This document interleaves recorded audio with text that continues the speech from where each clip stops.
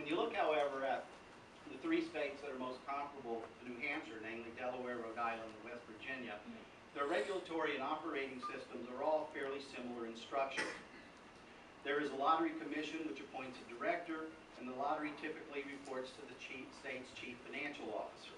The lottery commission is responsible for licensing VLT operators, establishing VLT regulations and operating standards, employee licensing, licensing gaming and non-gaming vendors, and in fact, in one of the handouts I distributed, I only brought one copy, I provided an actual copy of the regulations in the state of Delaware as something you might want to take a look at. Lottery commission employees under this system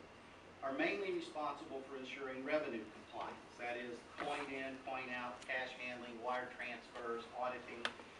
and the required distribution of revenues between the state and operator. Although as VLT facilities have added table games, lottery commissions have also assumed responsibility for monitoring and inspecting table games operations and assuring the integrity of table games, and that is the case in the three states that I've discussed in my testimony. Based on other states that have adopted the model proposed in New Hampshire, I might also add that expanded gaming has not produced a behemoth government bureaucracy. In the handouts, I also provided you with organization and staffing charts for Delaware, West Virginia, and Rhode Island. And what you will see is that the oversight of VLTs in those cases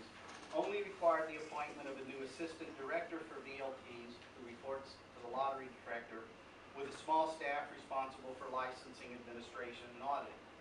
The addition of table games has required the addition of an assistant director for table games who primarily oversees on-site table games inspectors and their managers. That has involved a bit of a larger increase in staff,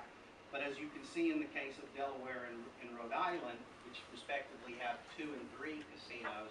Rhode Island having the second largest VLT operation